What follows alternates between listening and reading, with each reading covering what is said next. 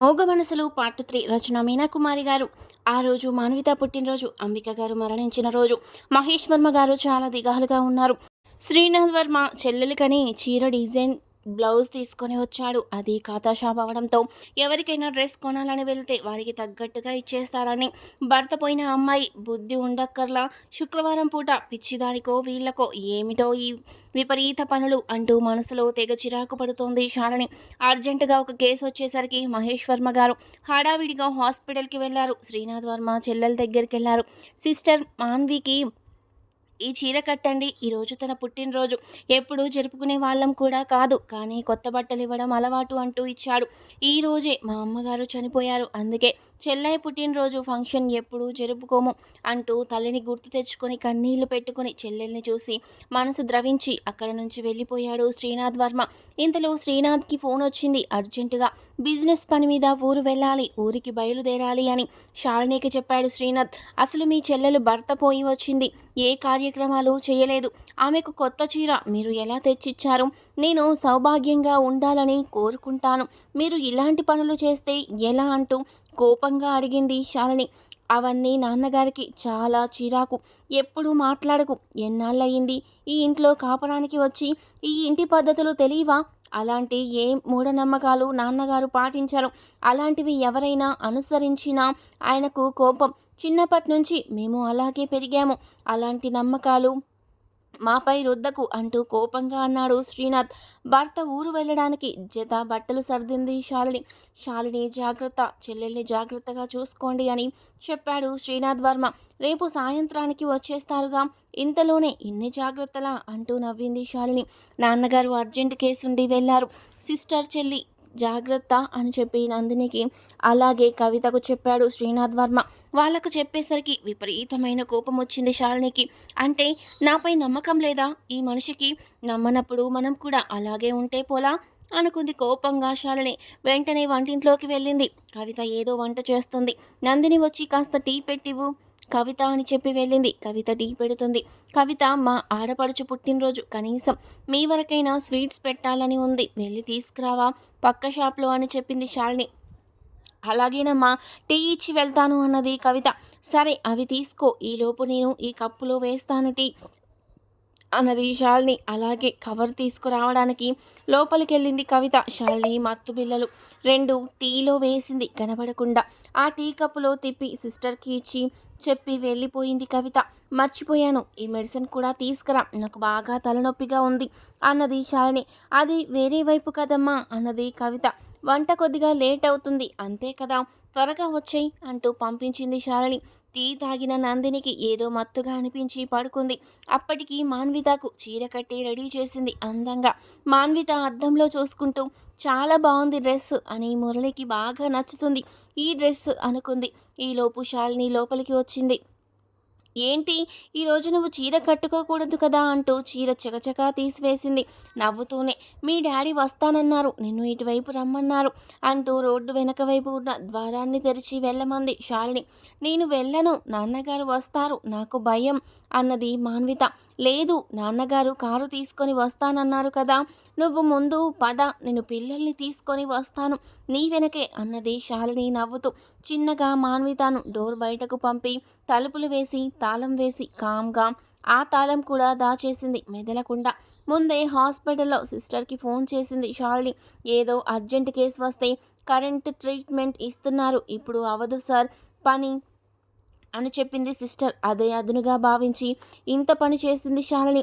ఒక్కోసారి విపరీతమైన కోపం కలిగిన మూర్ఖులకు మతి పని చేయకుండా అయ్యి ఇలాంటి పనులను ప్రేరేపిస్తుంది. భర్త పని వాళ్లకు సిస్టర్కు చెప్పి వెళ్ళడంతో కోపం క్రోధంగా మారిపోయింది. మొట్టమొదటిసారి తను మాట్లాడినప్పుడు మామగారి తిట్లు విని ఆ కక్షను పెంచుకుంది మనసులో. అందుకే ఇంత పని చేయగలిగింది. రోడ్డు మీదకి వచ్చిన మాన్వితను అలాగే చూస్తూ నిలబడిపోయారు కొందరు. అసలు అజంతా శిల్పమా, లేక దివి నుండి భువికి దిగి వచ్చిన దేవత అన్నట్లుగా ఉన్నారు. ఆమె రూపు చూసి ఏమీ తెలియని అయోమయం, భయం కలిగిన చూపులు, అందాల సౌందర్యం అర్థం కాలేదు చూపరులకు. అసలు ఆ వెనక బజార్ రోడ్డు ఎవరు వాడరు, అందుకే పెద్దగా తెలియలేదు మాన్విత ఎవరికి. అయినా కార్లలో తిరిగే అమ్మాయి అంత ఇదిగా ఎప్పుడూ ఎవరూ చూడలేదు. దూరంగా ఒక కుక్కను చూసి భయపడి నడక వేగం పెంచింది మాన్విత. డాబాపై తిరుగుతున్న బ్రౌనీ పైనుండి మాన్వితను దూరం నుండి గమనించింది. చాలా ఫాస్ట్గా మెట్లు దిగి పరుగున వచ్చింది. వాచ్మెన్ మీదకు ఊరికి బయటకు దూకేసి పరిగెత్తింది. అర్థం కాని పరిస్థితుల్లో నడుస్తున్న మాన్విత వెనక ఒకరికొకరు చెప్పుకొని ఇద్దరు అబ్బాయిలు బైక్పై ఫాలో అయ్యారు. ఎక్కడికి అంటూ పలకరించారు. ఆమె వస్త్రధారణ, ఆమె భయం కలిగిన చూపులు వారికి లేని ఆలోచనను తెప్పించాయి. మా నాన్నగారు కారు తెస్తానన్నారు అంటూ భయంగా చూస్తూ ఉంది మాన్విత. ఆమె దేహాన్ని ఎక్స్రే కళ్ళతో అలాగే చూస్తున్నారు ఆ కుర్రోళ్ళు. వారు చూపులు చూసి భయపడింది మాన్విత. మీరు మంచివాళ్ళు కారు అన్నది. అసలు నీకు పిచ్చా అన్నట్లు అడిగారు. నాకు పిచ్చి లేదు అన్నది మాన్విత. ఇంతలో కారు వచ్చి ఆమె ముందు ఆగింది. ఆ అగంతకులు పారిపోయారు భయంతో. గౌతమ్ నంద అదే దారిలో కారులో వస్తున్నాడు. తను మాన్విత అనుకుంటూ కారు ఆపాడు. నాన్నగారు తీసుకురమ్మన్నారు మాన్విత అని చెప్పాడు గౌతమ్ నంద. పేరు పెట్టి పిలవగానే గౌతమ్ నంద ముఖం వైపు చూసింది మాన్విత. పర్వాలేదు అనుకునేలోపు బ్రౌనీ పరుగున వచ్చింది. గౌతమ్ నంద తెలుసు దానికి. తోక ఊపుతూ కూర్చుంది అక్కడ. మాన్వితను కారు ఎక్కించుకున్నాడు గౌతమ్ నంద. వేగంగా కారు వెంటే వెళ్ళింది బ్రౌనీ. కుక్కకున్న విశ్వాసం మనిషికి లేదు అని అనుకున్నాడు గౌతమ్ నంద. గౌతమ్ నంద సరాసరి తన ఇంటికి తీసుకువెళ్ళాడు. శ్రీనాథ్ వర్మకి ఫోన్ చేశాడు. జరిగిన విషయం చెప్పాడు.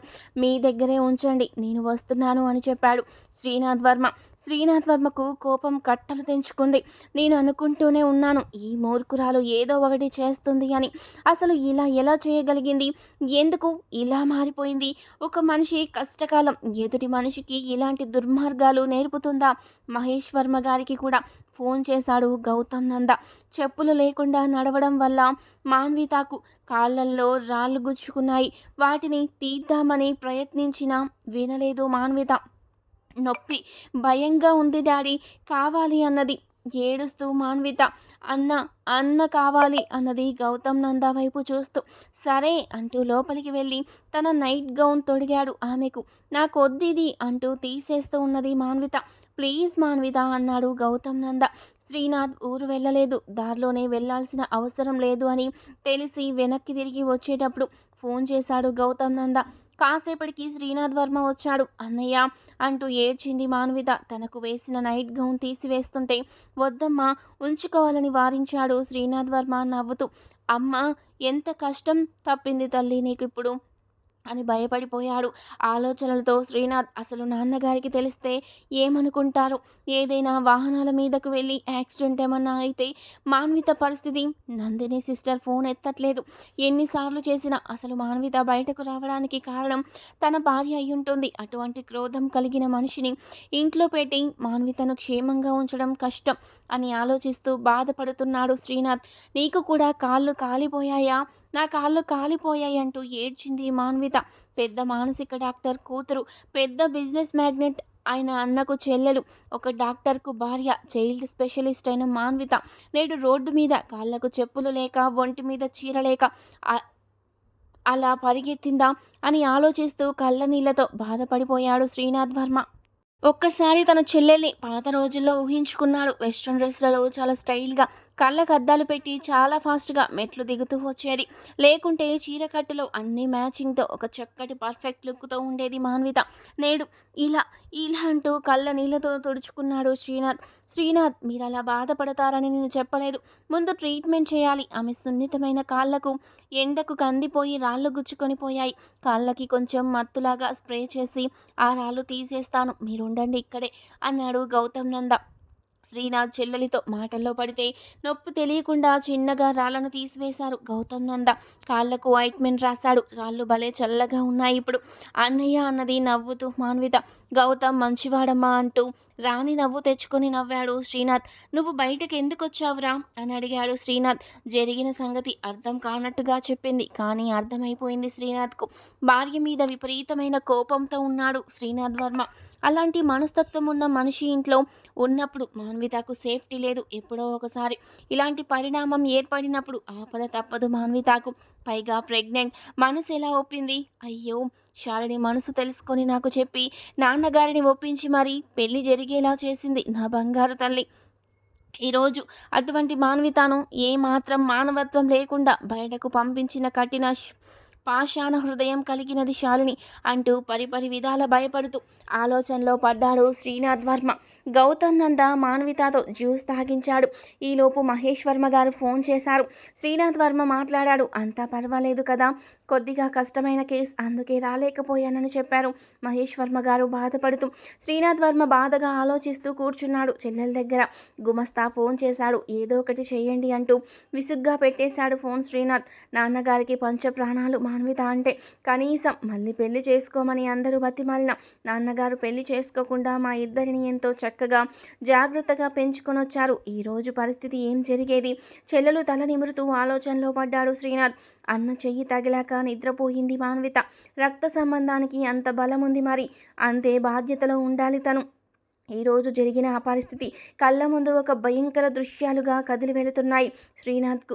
గౌతమ్ ఇప్పుడు ఎలా ఉంది మాన్విత పరిస్థితి అని అడిగాడు. తను ఒక 10 ఏళ్ల పాపాయిలాగానే ఉంది మానసికంగా, కానీ భర్త పేరుని మాత్రం తలుచుకుంటూ ఉంటుంది. ఒకసారి మీ ఫ్యామిలీ ఫోటో ఆల్బమ్స్ చూపిస్తే ఆమె పరిస్థితి ఎలా ఉంటుందో గమనించాలి. ఇప్పుడు మెడిసిన్ ద్వారా చేసే ట్రీట్మెంట్ ఏది ఆమెకు పనికిరాదు. మానసికంగా ఏదో పెద్ద షాక్ తగిలింది ఆమెకు. అదేమిటో ఆమెకు సరైన పరిస్థితిలోకి వస్తే కానీ తెలియదు అని చెప్పాడు గౌతమ్ నంద. మా చెల్లెలు ఇక్కడ ఉన్నట్లు ఎవరికీ తెలియనివ్వకండి గౌతమ్ అని చెప్పాడు శ్రీనాథ్. అలాగే అన్నాడు గౌతమ్ బ్రౌనీ తోక ఊపుకుంటూ. బాధగా తలనేలకు ఆంచి కూర్చొని అలాగే చూస్తూ ఉంది మాన్విత వైపు. ఇంటర్ చదువుతున్నప్పుడే మాన్విత చిన్నపిల్ల అయిన బ్రౌనీని ఫ్రెండ్ వాళ్ళ దగ్గర నుండి తీసుకొచ్చింది. డబర్మాన్కు పుట్టిన బ్రౌనీ చాలా క్యూట్గా తోక ఊపుకుంటూ మాన్విత దగ్గరకు వచ్చింది. ఇది నాకు కావాలి అని ఫ్రెండ్ స్వప్నకు చెప్పింది. 12 కుక్క పిల్లలున్నాయి, ఇది లాస్ట్గా పుట్టింది, తీసుకో అంటూ నవ్వేసింది స్వప్న. అలా బ్రౌనీ చిన్నపిల్లగా ఉన్నప్పుడే అంబికా నిలయంలోకి వచ్చింది.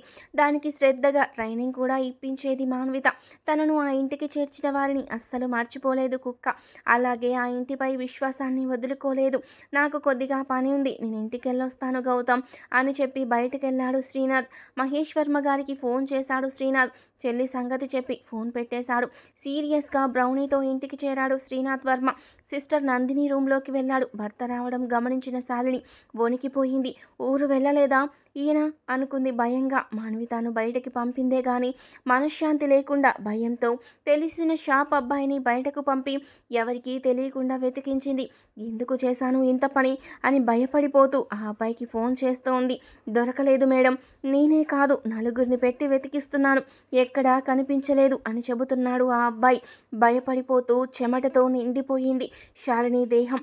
ఆ సమయంలో భర్త కార్ రావడం గమనించింది. అంతే, ఊపిరి ఆగిపోయినంత పని అయింది శాలినికి. వీడియో చూసే ముందు వీడియో నచ్చితే వీడియోకి తప్పకుండా ఒక లైక్ చేయండి ప్లీజ్. సిస్టర్ సిస్టర్ అంటూ పిలిచాడు శ్రీనాథ్. సిస్టర్ నిద్రపోతూనే ఉంది. ఆమె ముఖంపై నీళ్లు కొట్టాడు. మేల్కొంది నందిని.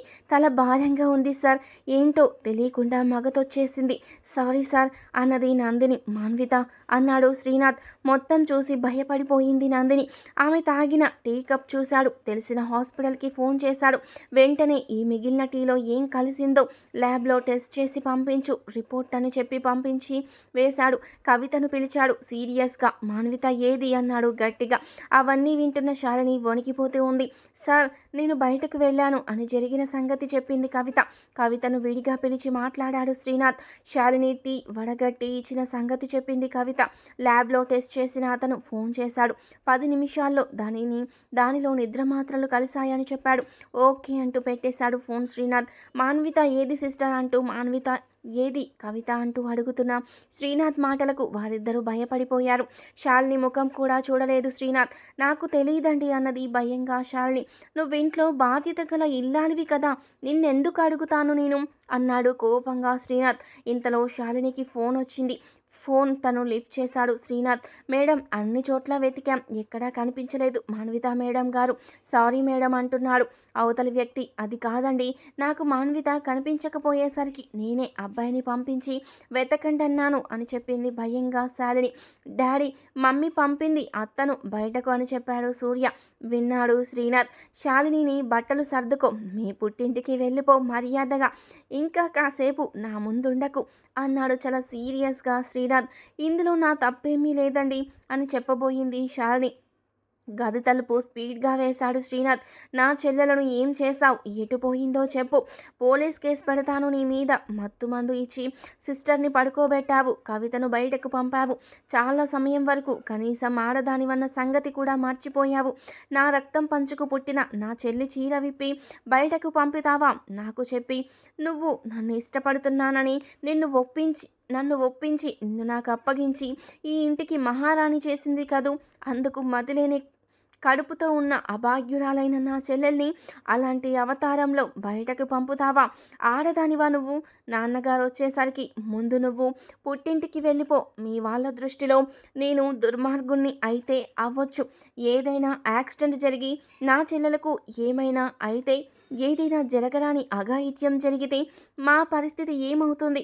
ఇక నిన్ను నమ్మి ఈ ఇంట్లో ఒక్క క్షణం కూడా నేను నిన్ను ఉంచలేను. నీకు నువ్వే మర్యాదగా వెళ్ళిపో. ఇక నీకు నాకు ఏ సంబంధం ఉండదు అని మొహమాటం లేకుండా చెప్పేశాడు శ్రీనాథ్ వర్మ. శ్రీనాథ్కి కోపం రాదు. అసలు వచ్చిందంటే బ్రహ్మ దిగొచ్చినా వినడు. ఆ సంగతి తెలుసు శాలినికి. కాళ్ళ బేరానికి వచ్చింది శాలిని. నాలో రాక్షసుణ్ణి నిద్రలేపకు. దయచేసి నువ్వు మంచితనంగా వెళ్ళిపో. నా చెల్లి ఏమైందో తెలియాలి. అవసరమైతే నిన్ను జైలుకు పంపడానికి కూడా నేను వెనకాడను. మర్యాదగా వెళ్ళిపో. నీలాంటి ఆడవాళ్ళు ఉంటారని మాకు తెలీదు. నువ్వు ఇలాంటి దానివని ఇప్పటి వరకు నాకు తెలీదు. తెలిసిన తర్వాత ఒక్క క్షణం కూడా నీ ముఖం చూడడానికి నాకు ఇష్టం లేదు. నీకు నువ్వే వెళ్ళిపో. లేకుంటే పోలీసుల్ని నేనే పిలుస్తాను. అంత కోపంగా చెప్తున్న భర్త వైపు చూసి భయపడిపోయింది శాలిని. బట్టలు సర్దుకుంది శాలిని. పిల్లల్ని తనతో రమ్మని చెప్పింది. వద్దు, మమ్మల్ని కూడా నువ్వు బయటకు పంపిస్తావు అత్తలాగా. అత్త ఇప్పుడు ఏమైందో తెలీదు అంటూ ఏడ్చాడు సూర్య. సూర్యని దగ్గరకు తీసుకున్నాడు శ్రీనాథ్. పాపకు తండ్రి అంటేనే విపరీతమైన ఇష్టం. తండ్రిని విడిచి ఒక్క క్షణం కూడా ఉండలేదు. నాకు డాడీ పప్ప కావాలి అన్నది. ఏదో తప్పు చేసిందమ్మ, అందుకే నాన్న తిడుతున్నారు అని గ్రహించారు ఆ చిన్నారి పిల్లలు. నిజమే, ఎప్పుడు నవ్వుతూ తుల్లుతూ ఏనాడు భార్యని ఒక్క మాట కూడా అనలేదు. చాలా మంచివాడు శ్రీనాథ్ వర్మ. పిల్లల మాటలు విన్నాక మరింత సిగ్గుపడి తనను తానే అసహ్యించుకుంది శాలిని. కార్ డ్రైవర్కి ఫోన్ చేశాడు శ్రీనాథ్ వర్మ. ఇక బయలుదేరు అన్నాడు కోపంగా శ్రీనాథ్ వర్మ. శాలిని బయలుదేరక పాప ఏడ్చింది. తల్లితో పాటు వెళ్ళిపోయింది. సూర్య మాత్రం వెళ్ళలేకపోయాడు. శ్రీనాథ్ వర్మకు కోపం తగ్గడం లేదు. కారు బయలుదేరింది. శాలిని ముఖం చూసి ఎప్పుడో 25 ఏళ్ల నుండి డ్రైవర్గా పనిచేస్తున్న వెంకట్రావు ఏంటమ్మా అలా ఉన్నారు అని అడిగాడు. ఏం లేదు అంటూ కళ్ళు తుడుచుకుంది శాలిని. కారు వేగంగా వెళుతుంది. ఇంతలో దారిలో ఏదో యాక్సిడెంట్, అమ్మాయి చనిపోయింది అంటూ గుమిగూడి ఉన్నారు జనం. కారు ఆపండి అంకుల్ అని చెప్పింది శాలిని. పరుగున కారు దిగి వెళ్ళింది శాలిని. పాప కూడా ఆమె వెనకే పరిగెత్తింది. బిడ్డను గమనించకుండా పిచ్చి పట్టినట్టు పరిగెత్తింది శాలిని. వెంకట్రావు గబుక్కున పాపాయిని పట్టుకున్నాడు. లేకుంటే కారు కింద పడిపోయేదే. శాలిని ఆ గుంపులోకి వెళ్ళింది. దేవుడా, ఆ శవం నా ఆడబిడ్డది కాకుండా చూడు అని మనసులో ఎన్నో దండాలు పెట్టుకుంది. ఆ శవాన్ని చూసి అప్పుడు స్థిమితపడింది. అమ్మయ్య అని గుండెలపై చేతులు వేసుకొని కారును చేరింది. ఏంటమ్మా, నడి రోడ్డులో కారు దిగి అలా పరిగెత్తారు? పాప కూడా మీ వెనకాల పరిగెత్తింది. నేను పట్టుకోకుంటే కారు కింద పడిపోయేది. ఏం ఆలోచిస్తున్నారు మీరు? నేను మీ తండ్రి లాంటి వాడిని, చెప్పొచ్చు కదా అన్నాడు వెంకట్రావు. ఏమీ లేదంకుల్ అని కళ్ళు తుడుచుకుంది శాలిని. రాత్రి 8 గంటలకు పుట్టింటికి చేరింది శాలిని. బయట హాల్లో కూర్చున్న మరదలిద్దరు కూడా మొహాలు తిప్పుకొని లోపలికి వెళ్ళిపోయారు పలకరించకుండా. ఏంటో పెద్ద సూట్ కేసు వేసుకొచ్చింది, ఎన్నాళ్ళు తిష్ట వేస్తుందో అని చెప్పుకుంటూ వెళ్ళారు. సూట్ కేసులు అక్కడ పెడుతున్న వెంకట్రావు ఆ మాటలు విన్నాడు. సరే అమ్మా, నేను వెళ్ళి వస్తానని చెప్పి వెళ్ళిపోయాడు. శాలిని వాళ్ళమ్మ వచ్చింది బయటకు. ఏంటమ్మా ఇప్పుడు వచ్చావు? మీ ఆడబిడ్డకు ఎలా ఉంది తల్లి అంటూ ప్రశ్నించింది గౌరమ్మ. ఏం మాట్లాడకుండా తన గదిలోకి వెళ్ళింది శాలిని. ఆ గదిలో ఎవరో ఉండడం గమనించి బయటకు వచ్చేసింది. అమ్మ ఎవరు వాళ్ళు అని అడిగింది. మీ మరదలు వాళ్ళ మేనత్త మేనమామ అమ్మ. 10 రోజులైందొచ్చి. ఆయనకేదో గుండె ఆపరేషన్ అట, ఇక్కడే ఉంటాడట. ట్రీట్మెంట్ చేసేసరికి 2 నెలలు పడుతుందని చెప్పారు. ఆ తర్వాత వెళ్తారేమో అన్నది. ఒక రకమైన బాధను కనబడనివ్వకుండా గౌరమ్మ. పాప డాడీ కావాలి అంటూ మొదలుపెట్టింది. అప్పుడే ఏంటి గోల అంటూ విసుక్కున్నారు మరదలి మేనమామ అత్త. మా అమ్మాయి వచ్చిందంటూ చెప్పారు గౌరమ్మ. మా రూమ్లో ఉండమ్మా అని చెప్పారు గౌరమ్మ. లోపలికి వచ్చిన పాప నాకు ఈ రూమ్ నచ్చలేదు, నా బెడ్ ఇది కాదు అంటూ ఏడవడం మొదలుపెట్టింది. శాలిని మనసులో మాత్రం మాన్విత దొరకాలి క్షేమంగా అని కోరుకుంటూ ఉంది. తర్వాత ఏం జరిగిందనేది నెక్స్ట్ పార్ట్లో తెలుసుకుందాం. వీడియో నచ్చితే లైక్ చేసి